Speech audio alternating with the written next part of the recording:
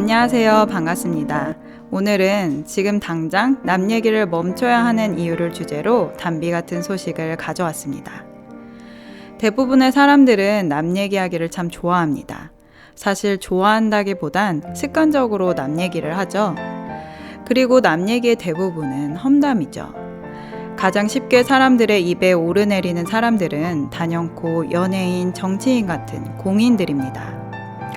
회사에서는 사장님과 사장님이 좋아하는 사람들이 입에 오르내리고, 학교에서는 유난히 튀는 아이가 보통 아이들의 입에 오르내립니다. 또 우스갯소리지만 친한 여자친구들의 모임에서 한 명이 빠지면 그 한 명에 대한 험담을 한다고 하죠. 저도 여자로서 경험한 바에 의하면 완전히 틀린 말은 아닌 것 같습니다. 저 또한 20대 후반까지 남 얘기를 아주 많이 한 사람 중 하나였습니다. 그것은 내 삶에서 너무나 당연한 것이었기에 그것이 나쁘거나 이상한 것이라고는 한 번도 생각해 본 적이 없습니다. 왜냐하면 내가 하는 말은 사실에 기반했을 뿐더러 도마 위에 오른 그 사람이 이상하고 나쁜 것이기 때문에 전혀 죄책감을 느끼지 못했죠. 그런데 한편으론 나 또한 누군가 입방아에 오를까봐 매사에 조심했고 좋은 사람으로 보이려고 부단히도 애를 썼던 것 같습니다. 그러다 누군가가 나에 대한 험담을 했다는 것을 알게 되면 피가 거꾸로 솟는 것처럼 화가 나서 어쩔 줄 몰랐습니다. 그런데 지금 현재 제 상태를 결론부터 말씀드리자면 저는 그때 그 삼가는 영원히 굿바이를 했습니다. 내 입에서 남에 대한 험담이 나간과 동시에 돌아오는 부메랑이 얼마나 무서운지 이제는 알기 때문입니다. 그 부메랑은요, 우리가 알 수 없는 시기에 알 수 없는 다른 형태로 돌아옵니다. 그래서 내가 먼저 남을 씹는 죄를 저질러 놓고도 억울한 생각이 먼저 들게 됩니다. 저의 경우 예를 들면 회사에서 일은 제대로 안 하고 입으로만 일하는 사람을 씹고 다녔습니다. 그런데 그 부메랑이 상대로부터 너 왜 나를 씹고 다녀? 하는 식으로 돌아오는 것이 아니라 나는 열심히 성실하게 일했는데 상사는 그걸 인정하지 않는다든지, 또 중요한 회의에서 내 말실수로 인해 완전히 몰상식한 사람이 되어버린다든지 하는 아주 뜬금없는 형태로 부메랑이 돌아옵니다. 이것은 어디까지나 저의 예시일 뿐 남을 험담한 대가는 천차만별의 형태로 돌아옵니다.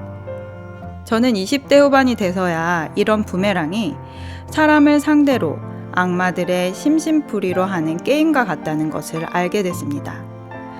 이전 영상들에서도 말씀드렸듯이 저는 사람과 사람 치유 센터에 와서야 하나님이 오직 유일한 신이라는 것을 알게 되었고, 이 세상은 눈에 보이진 않지만 영적 세계의 질서 속에서 움직이고 있다는 것을 확실히 알게 되었습니다.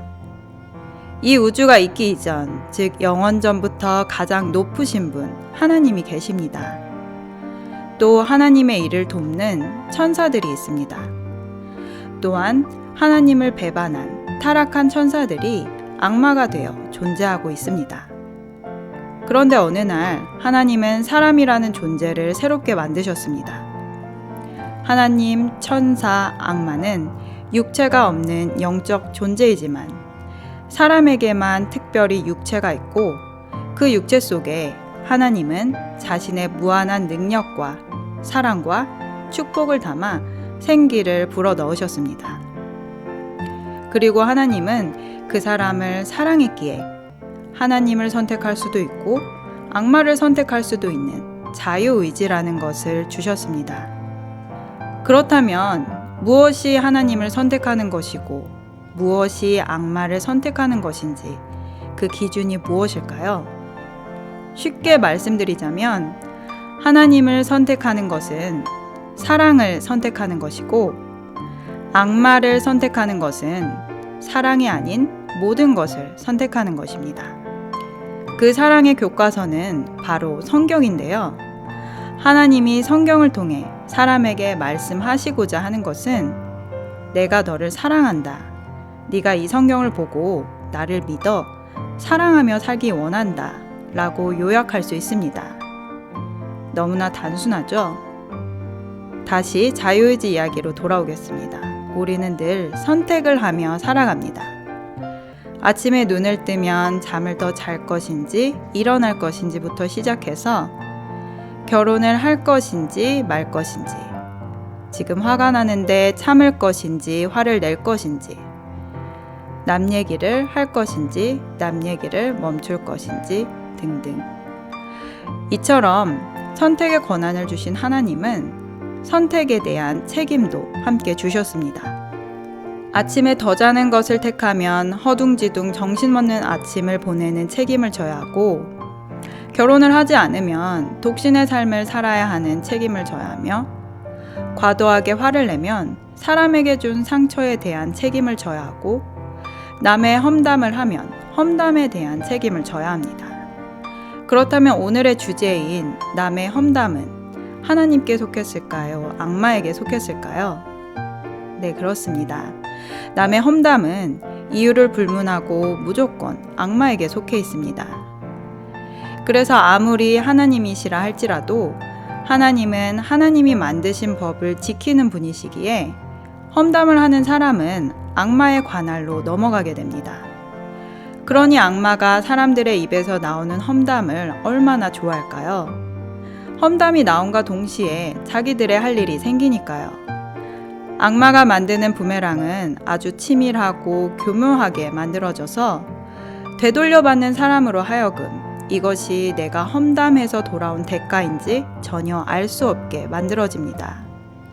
그래서 내가 남을 험담해서 이런 일이 생겼구나 라는 생각 대신 나는 열심히 살았는데 왜 내 인생은 되는 일이 없나 라든지, 나는 너에게 잘해줬는데 네가 어떻게 나한테 이럴 수 있어? 이런 생각들을 심어줍니다.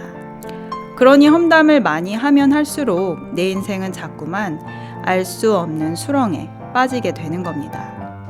이 험담에 빠지는 사람들은 기독교인이라고 예외는 아닙니다. 때론 믿지 않는 사람들보다 더욱 심각한 상태인 분들도 더러 있습니다. 사실 기독교인을 싫어하는 수많은 사람들은 이렇게 입에서 험담, 불평을 늘어놓는 교인들의 모습을 보았기 때문이기도 합니다. 저는 하나님을 믿고 그 사랑을 받은 20대 후반이 되어서야 이처럼 심은 대로 거두는 말의 비밀을 알게 되었고, 그제서야 사람에 대한 험담을 멈출 수 있게 되었습니다. 그럼에도 불구하고 조심해야 할 것이 있습니다. 때론 너무나 편한 사람 앞에서, 예를 들면 배우자나 가족들 앞에서는 쉽게 사람의 말을 할 때가 있습니다. 저도 이것을 인지하지 못했는데 최근에서야 남편과 대화를 하던 중 제가 아무 생각 없이 오늘 있었던 일들을 얘기하다가 다른 사람들에 대한 이야기를 했던 것이 떠올랐습니다. 그리고 내 양심상 그 얘기가 결코 사랑에 속하지 않은 것임을 알게 되었습니다. 다시 말씀드리지만 사랑에 속하지 않은 것은 악마에게 속한 것입니다. 그렇다면 사랑에 속한 말은 어떤 말일까요? 첫째로, 사랑의 말은 진실하고 정직합니다. 아닌 척, 모르는 척 같은 척이 없습니다. 또 내가 직접 보지 않은 일은 여기저기 떠벌리지 않습니다.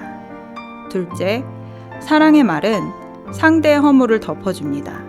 사랑 안에는 용서가 있기 때문입니다. 마지막 세 번째로, 사랑의 말은 옳고 그름을 따지는 말이 아닌 상대의 장점과 배울 점을 발견하는 말입니다. 오직 사랑 안에만이 화목이 있기 때문입니다.